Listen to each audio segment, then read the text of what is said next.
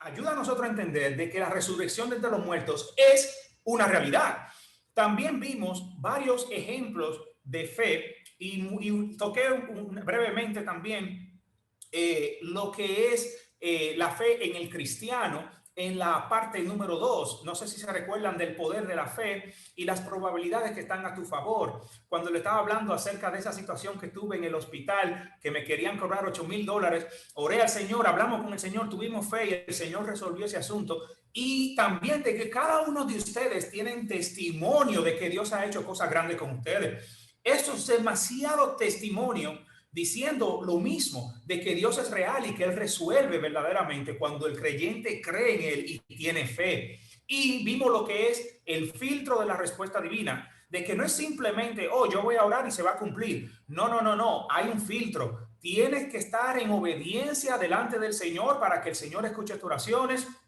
Vimos también que tienes que obrar, también hacer de tu parte. Vimos también que verdaderamente hay que orar con fe, no, bueno, yo creo que se va a resolver, no. Pedir sin fe, no dudando nada, como dice el libro de Santiago.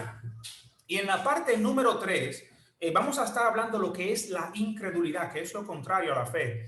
Y vamos a ver algunos ejemplos de la incredulidad. Y para final, ¿por qué es que sin fe es imposible agradar a Dios?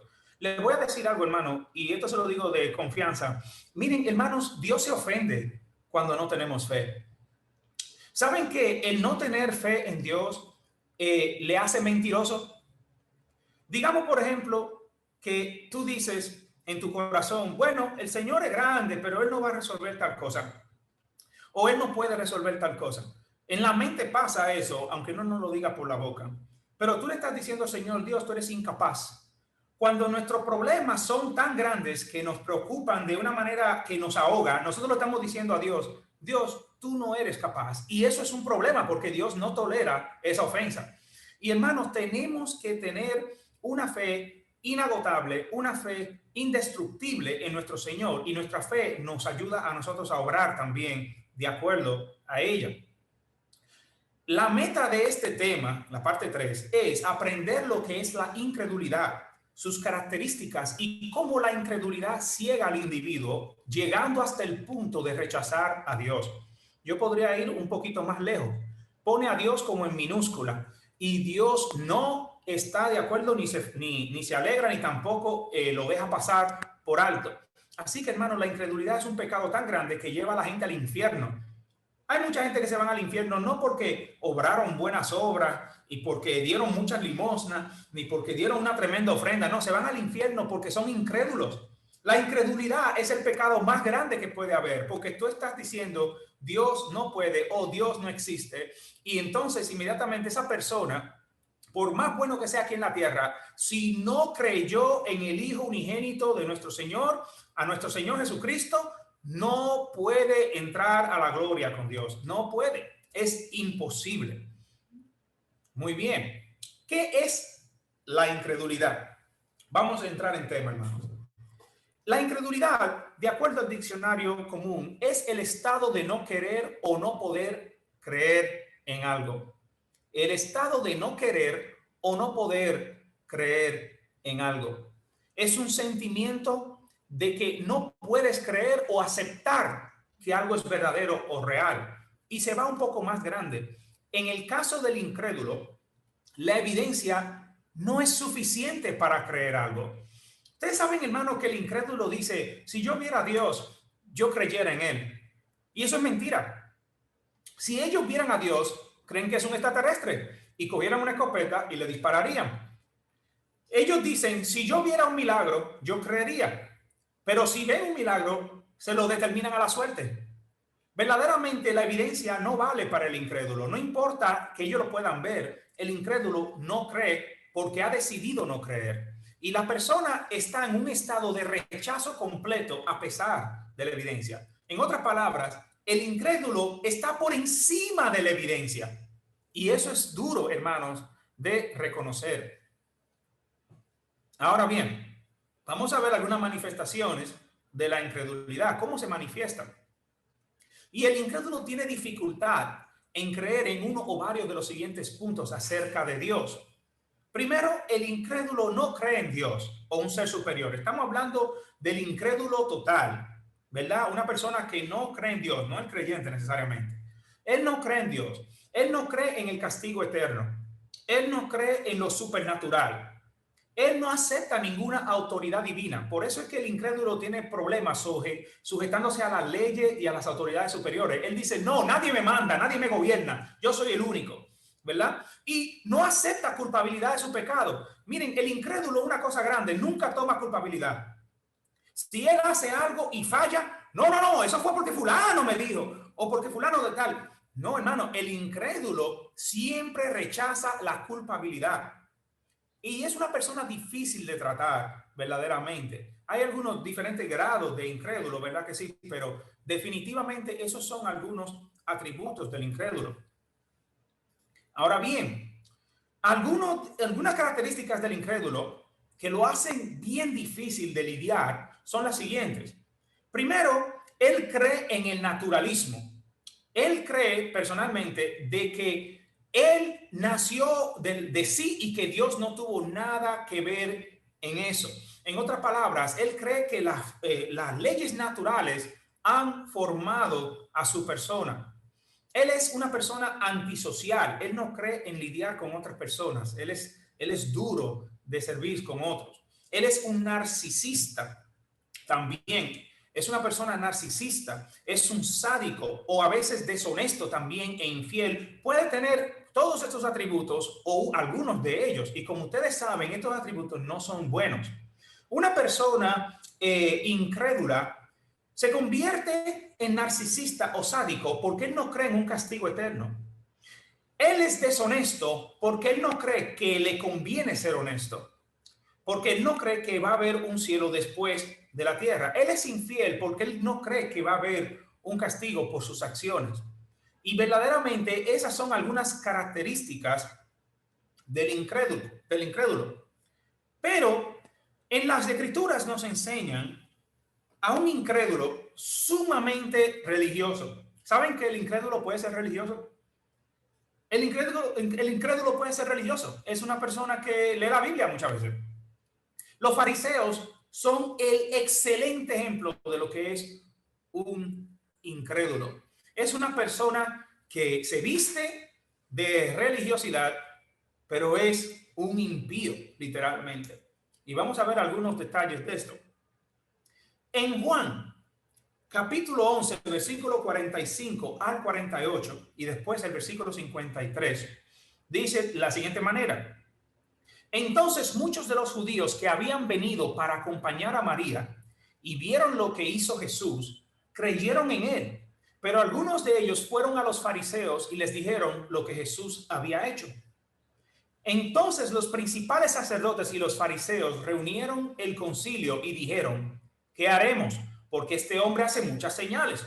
Si le dejamos así, todos creerán en él y vendrán los romanos y destruirán nuestro lugar santo y nuestra nación. Así que desde aquel día, en el versículo 53, acordaron matarle. ¿Qué es lo que está pasando aquí? Un momentito, yo estoy confundido. Jesús está haciendo milagros. Acaba de resucitar a Lázaro, ¿verdad? Y los fariseos y los principales se juntan. Y en vez de decir, wow, tremendo milagro, vamos a averiguar un poco más de ese asunto. No, en lo que ellos están pensando es, si lo dejamos así, todos creerán en él y vendrán los romanos y destruirán nuestro lugar santo y nuestra nación. ¿Qué lugar santo? ¿Qué nación? Están tan, ¿cómo se dice esto? Enfocados en esta vida terrenal que no podían ver de que Jesús estaba haciendo unos milagros supernaturales. Y no solamente eso, sino que acuerdan desde ese día a matarle. ¿Cómo?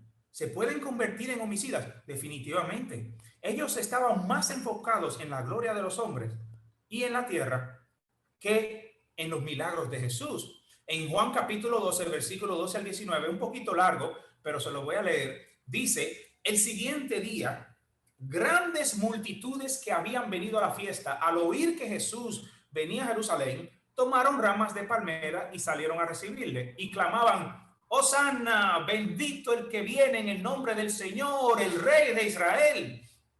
Y halló Jesús un asnillo y montó sobre él. Y como está escrito, no temas, hijo de Sión, he aquí tu rey viene montado sobre un pollino de asna. Hasta ahora todo está bien. Estas cosas no las entendieron sus discípulos al principio, pero cuando Jesús fue glorificado, entonces se acordaron de que estas cosas estaban escritas acerca de él y de que se las habían hecho. Y daba testimonio a la gente que estaba con él cuando llamó a Lázaro del sepulcro y le resucitó de los muertos. Hermanos, miren, él resucitó a un hombre de los muertos, y no solamente él. Nosotros vimos anteriormente que él había resucitado también a una niña y que había sanado enfermos, ciego de nacimiento, entre otras cosas. Había muchos, demasiados testigos y demasiado testimonio en cuanto a su deidad. Y dice en el versículo 18, por lo cual también había venido la gente a recibirle, porque había oído que él había hecho esta señal. ¿Qué dicen los fariseos? Wow, gloria a Dios, vamos a recibirlo con bien. Óyeme, pero qué hombre ni más bueno. Vamos a traerlo al pueblo para que siga sanando a los enfermos. No. Dice en el versículo 19, pero los fariseos dijeron entre sí, ya ves que no conseguís nada. Mirad, el mundo se va tras él. Y me llama mucho la atención. Estos hombres que eran, como dicen en inglés, the pinnacle, lo más alto en cuanto a religiosidad se refiere. El mismo Pablo sabe lo que es el fariseísmo. Era fariseo de los fariseos. Esta gente que tenían las escrituras bien cerca de ellos no estaban viviendo de acuerdo a la fe. ¿Por qué? Porque eran incrédulos. Y aún la evidencia estando en su propia cara, no creían en el poder divino de Jesús. Hermano, verdaderamente es duro para el incrédulo creer en Dios, porque no es porque no tienen evidencia, sino porque han decidido no creer. Usted tiene quizás familiares y vecinos a cual usted le dice, mira, Cristo vive, vive para siempre, Él volverá pronto y juzgará la tierra. Y aunque ellos tengan evidencia, no lo van a creer. Y tú dices, pero ¿por qué que no creen? Hermanos, es que ustedes no saben, es que yo no sé. Cuando una persona es incrédula, su corazón está endurecido estilo faraón. Y no van a creer, aunque tú traigas la plaga del desierto a su casa. No importa, no van a creer. Porque su corazón, y hermano, ahí fue que yo entendí que hay personas que están destinadas para el infierno. Y uno dice, ¿qué? Sí. Usted sabe, hermano, que Dios nos escogió antes de la fundación del mundo, a nosotros. Antes de la fundación del mundo, no se había creado el mundo. Él no tenía ya eso más pensado. Y no tenía en nosotros, en nuestro corazón, y ya sabía que Luis de la Cruz se iba a convertir, que Rafael Corporán se iba a convertir, que Moisés se iba a convertir. Él sabía ya que Mirta lo iba a conocer. Él sabía que Juan García lo iba a conocer, que la María Cruz lo iba a conocer. Él ya lo sabía. Nosotros estamos, hermanos, en la mano del Señor y fuimos cogidos de parte de Dios desde antes de la fundación del mundo. Y eso a mí me conmueve. Porque, hermanos, miren, ser parte es un privilegio, ser escogidos por Dios para esta bendición. Hermanos, miren, los que llegan temprano a la asamblea y los que están congregados y consagrados al Señor es porque el Señor lo puso así. El que no lo ha hecho así, hermano, es porque en su mente y en su corazón ya está destinado a no hacerlo. Y yo aprendí, hermano, esto y me ha dado un poquito de confort.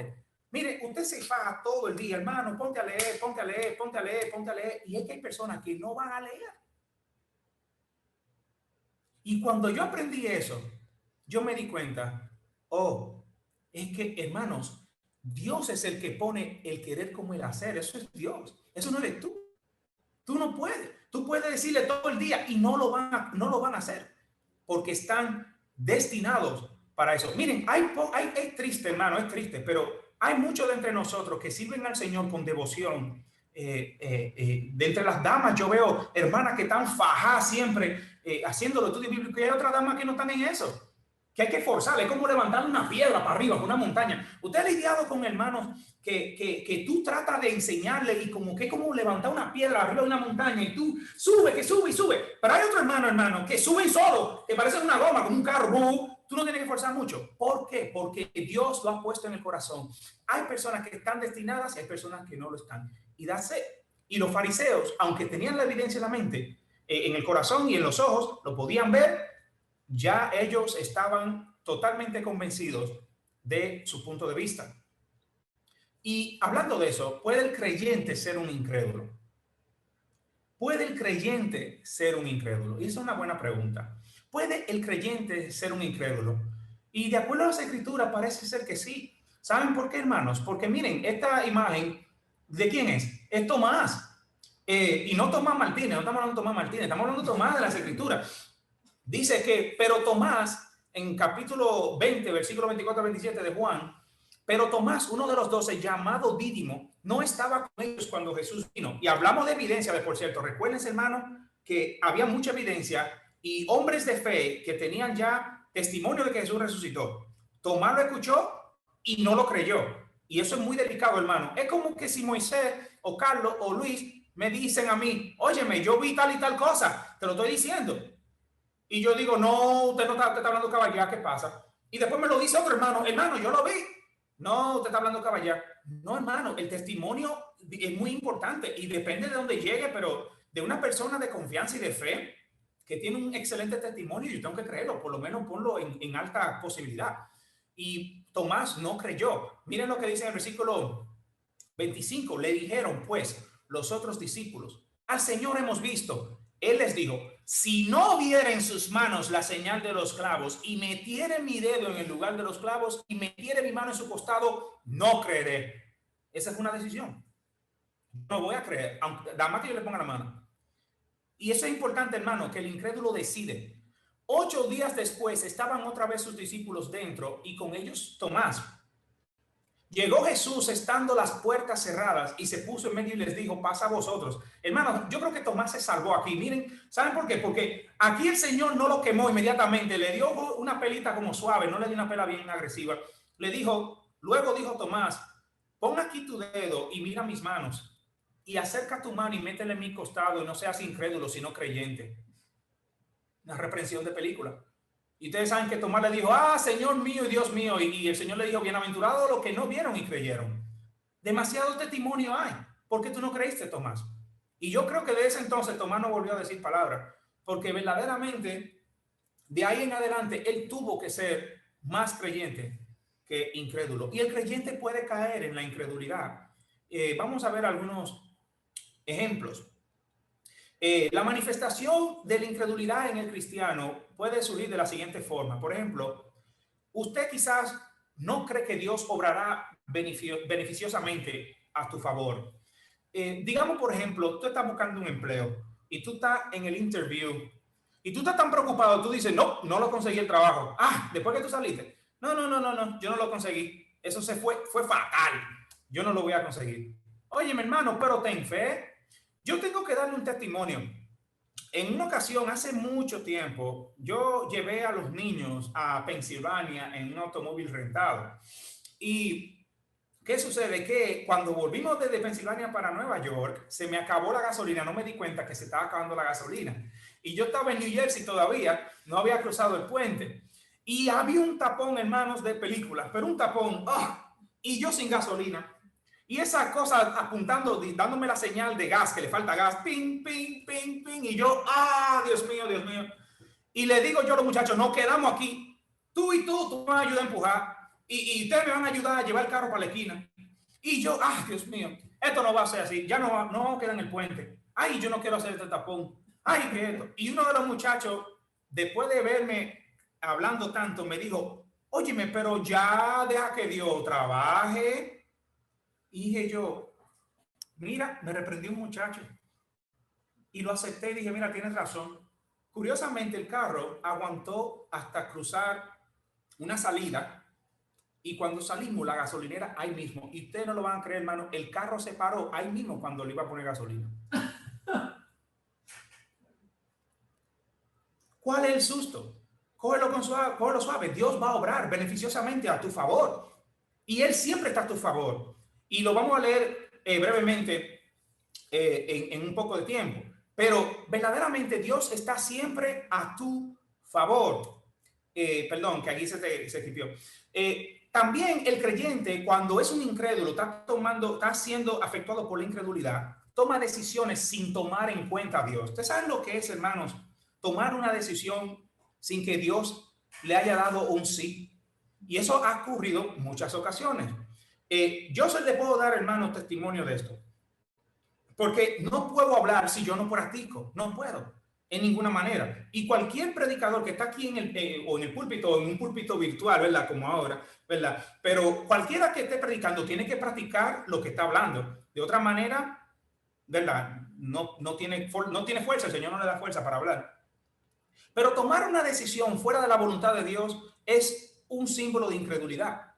Le voy a explicar cómo. Miren, hermanos, Luis de la Cruz es mi testigo y él es literalmente mi psicólogo. Yo le decía a él, ay Luis, yo no me voy a casar, ay Luis, tengo 26 años, ay Luis, no me voy a, ay, yo no voy a conseguir novia, ay Luis, ay Luis. Y Luis me oía y estábamos en el automóvil y me decía, lo que es tuyo, el Señor ya lo tiene, olvídate de eso, tranquilo. Y me aconsejaba bien. Yo, gracias al Señor, tuve muy buena consejería, Luis de la Rosa, Moisés Madrigal, Carlos Durán, Mano Luis, entre otros. Y yo decía que no, que es que no va a ser, y cómo es posible, y que no hay nada aquí. Y yo viendo en la iglesia y no había nada. Y yo, óyeme, pero en un desierto el Señor me va a proveer a mí, ¡pam! ¿Qué pasa? Y al principio, hermano, uno le parece como raro eso parece difícil porque el que está pasando la situación lo sabe. Nadie puede hablar por el que está pasando la situación, hermano. Pero yo nunca creí que el Señor le iba a traer a mi casa, que diga, a la iglesia. Y yo estoy predicando un día y ahí está Ariel sentado adelante. Yo no esperaba eso. Y yo estoy predicando y digo yo, bueno, una muchacha sentada aquí adelante, ok. Porque antes a mí me pasaba por la mente, cualquier muchacha que entraba a la iglesia, yo creía que esa es, y no era nada. Entonces, estoy yo ahí en el púlpito dándole para adelante con la predicación y termino y vamos a la segunda tanda. Ustedes saben que antes teníamos la segunda tanda. Y en la segunda tanda yo estaba a la continuación y la veo sentada adelante y digo yo, qué raro que una muchacha se quede para la segunda tanda. Ustedes saben, hermano, que nadie se quedaba en la segunda tanda. Ahí nada más se quedaban los fieles. Todo el mundo se gritaba para Dunkin' Donuts, para Starbucks, para donde sea, menos para la segunda tanda. Y digo yo, mira esta muchacha en la segunda tanda. Y ese mismo día se ocurrió una cosa y tuvimos que ir a Floridita. Rafaelito sabe de eso, que estábamos ahí. Fuimos a Floridita y de ahí empezamos a tratarnos y pum, pum, pum, pum, pum. De repente, ya en 4 meses o en 5, ya tenía planes de casado. Oigan, hermanos, el Señor obra cuando tú menos lo esperas, pero no tomes una decisión fuera de la voluntad del Señor. Porque en muchas ocasiones yo tuve la oportunidad de escoger yo por mi desesperación. Y Luis de la Rosa me dijo una cosa a mí que me chocó y siempre me afecta hoy. Y dice, oh, ¿tú quieres desesperarte? Come cemento entonces. Y hermano, lo más duro es comer cemento porque se endurece en tu estómago y tú no lo puedes digerir. Y hay personas que cogen fuera de la voluntad del Señor, que le va terrible y es un dolor y dicen, ah, Dios mío, ¿qué ha hecho? Tienes que esperar y tener fe de que Dios va a obrar de acuerdo a su voluntad, aunque tome tiempo. No tomes una decisión como un incrédulo diciendo, bueno, el Señor lo va a resolver, déjame resolver yo porque yo tengo la autoridad. No lo hagas, que te va a ir mal, no lo hagas. No tomes decisiones sin tomar consulta con Dios y esperar a su respuesta divina. ¿Y cómo tú te das cuenta cuando Dios responde? Bueno, hermanos, porque dice la palabra del Señor que en la bendición de Dios no hay tristeza. No hay tristeza. Todos están de acuerdo. Todos están contentos. Todos están felices. Cuando yo me casé, hermano, no había uno que me dio problema. Y yo esperaba, aunque sea uno que me iba a decir algo. Nadie me dio problema. ¿Por qué, hermanos? Todo estaba en orden, de acuerdo a la voluntad de Dios. También, número 4 es que no tiene fe en que podrá hacer algo.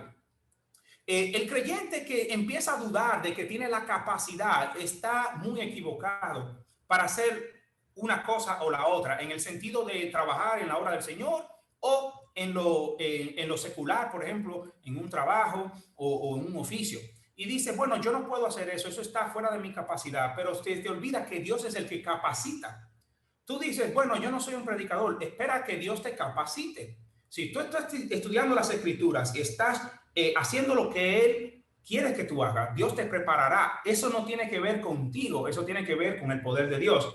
Y quinto, tú no hablas con Él, tú no estás en una relación orando con Él, no estás en una ferviente oración. Y eso es muy duro, hermano. Cuando el creyente no ora es porque duda de que Dios puede escuchar. Ahora bien, algunos ejemplos de lo que la incredulidad hace en cuanto a el efecto que hace en cuanto a los milagros del Señor es que en Mateo capítulo 13, versículos 53-58, el Señor Jesús termina unas parábolas. En el versículo 53 dice: aconteció que cuando terminó Jesús estas parábolas, se fue de allí y venido a su tierra, les enseñaba en la sinagoga de ellos, de tal manera que se maravillaban y decían: ¿de dónde tiene este sabiduría y estos milagros? ¿No es este el hijo del carpintero? ¿No se llama su madre María y sus hermanos Jacobo, José, Simón y Judas? ¿No están todas sus hermanas con nosotros? ¿De dónde pues tiene todas estas cosas? Y se escandalizaban de él, pero Jesús les dijo: no hay profeta sin honra, sino en su propia tierra y en su casa. Y no hizo allí muchos milagros a causa de la incredulidad de ellos. Hermano, nosotros no veremos el poder de Dios en nuestras vidas si tenemos incredulidad en nuestros corazones. No vamos a ver el poder de Dios en nuestras vidas si nos desesperamos y no actuamos de acuerdo a la fe. Y dice en Juan capítulo 2, versículo 23 al 25, que estando en Jerusalén en la fiesta de la Pascua, muchos creyeron en su nombre, viendo las señales que hacía. Pero Jesús mismo no se fiaba de ellos, porque conocía a todos y no tenía necesidad de que nadie le diese testimonio del hombre, pues él sabía lo que había en el hombre. Hermanos, ¿sabes que el Señor sabe lo que está en tu corazón? ¿Sabes que el Señor sabe con qué intenciones tú haces las cosas y si tú tienes fe? ¿Sabes, hermanos, que el que pida con fe debe de pedir con fe, no dudando nada? Porque el Señor sabe cuando tú tienes dudas en tu corazón. Y tienes que tener totalmente confianza, no solamente de que Él es capaz, sino de que su voluntad es beneficiosa para ti. Ahora bien, muchas veces puede ser que el Señor no conteste una oración.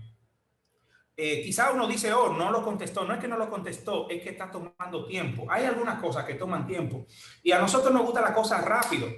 La sopa queremos que sea rápido, instantánea. Queremos los té instantáneos, café instantáneo, todo instantáneo, todo táneo, ¿verdad? Pero no puede ser así. Dios obra a través del tiempo, porque para Él un día son como 1000 años y 1000 años son como un día. Para Él el tiempo pasa diferente a lo que pasa por tu mente. Espera en Él y Él hará.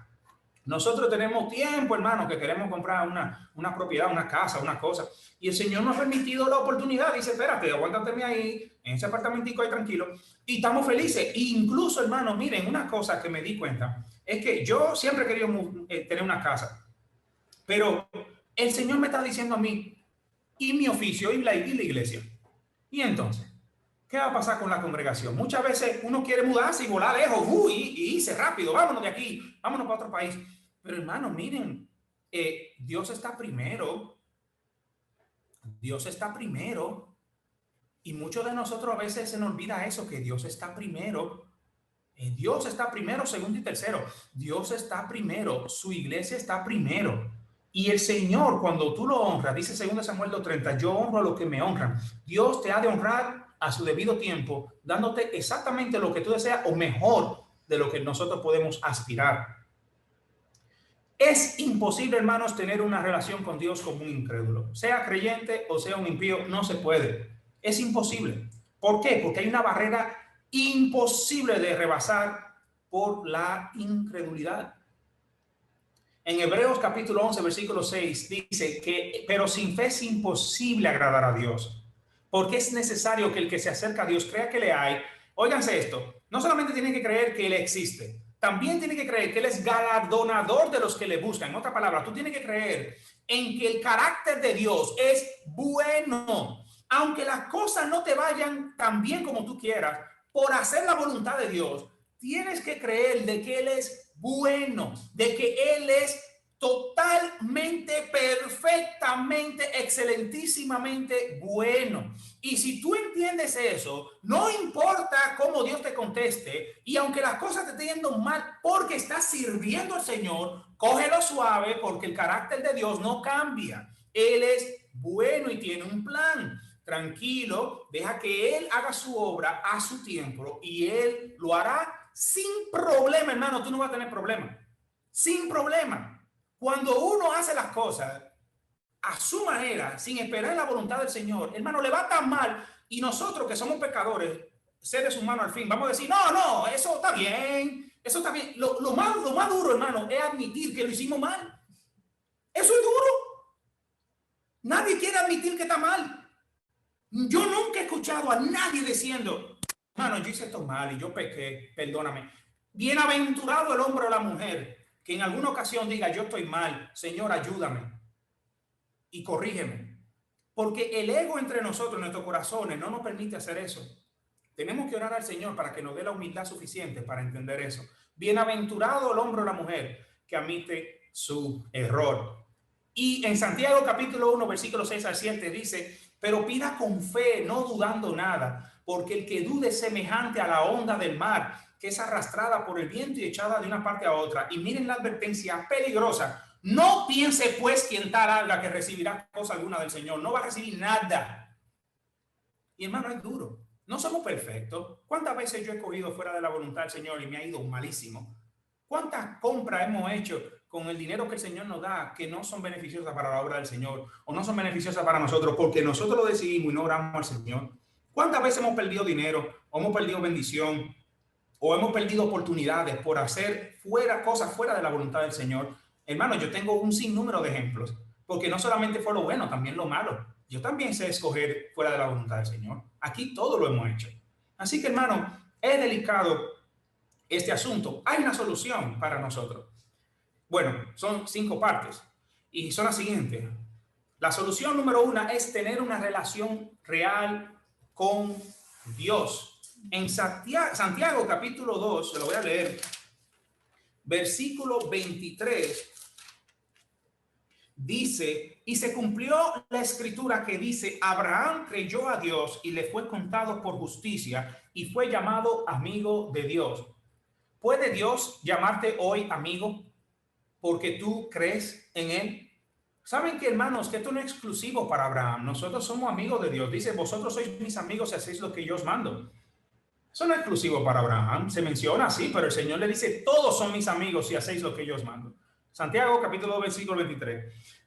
Segundo es obtener la correcta perspectiva divina, o bíblica, mejor dicho, aunque es divina definitivamente. En Juan capítulo 14, versículo 23, dice, respondió Jesús y les dijo, el que me ama mi palabra guardará y mi Padre le amará y vendremos a él y haremos morada con él. El ser humano es capaz de hacer su propio mundo en su mente y dice, si yo no hago tal cosa, no se va a resolver. Si no se va a hacer esto, yo no.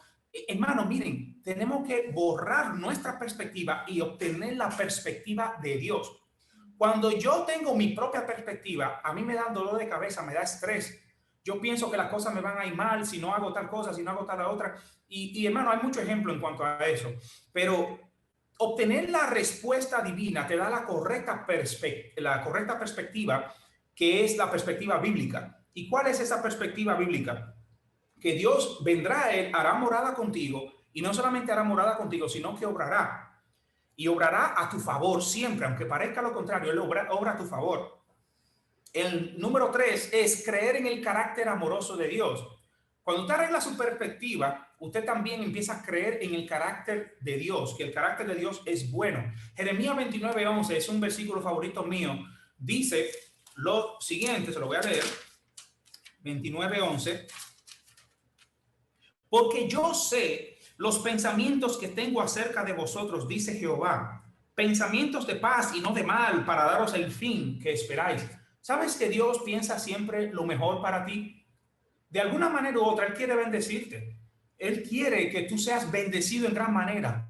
Él en su mente tiene el mejor final para ti, la mejor situación para ti.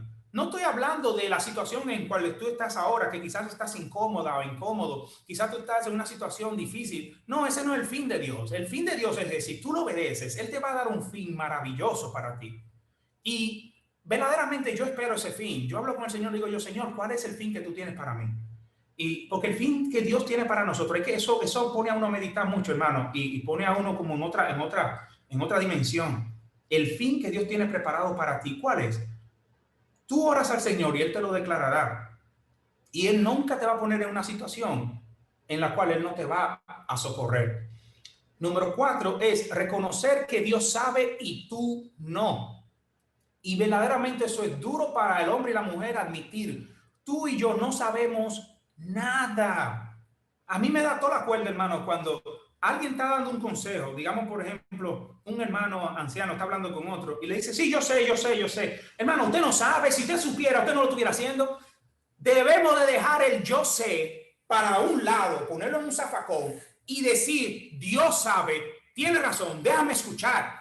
Debemos de aprender a escuchar la voz de Dios, porque cuando escuchamos la voz de Dios, entonces se revela su plan para nosotros y podemos gozarnos en los resultados de su plan. Miren, hermanos, a Jeremías y a todos los profetas que pasaron la 1001. Ellos dijeron, Señor, ¿para qué tú haces tal cosa? Señor, ¿para qué tal otra? A Jeremías lo metieron en una cisterna. Ustedes saben lo que pasó. Mientras estaba en la cisterna, di que de castigo, estaba el pueblo entero siendo destruido. Y cuando él salió de la cisterna, ¿qué pasó?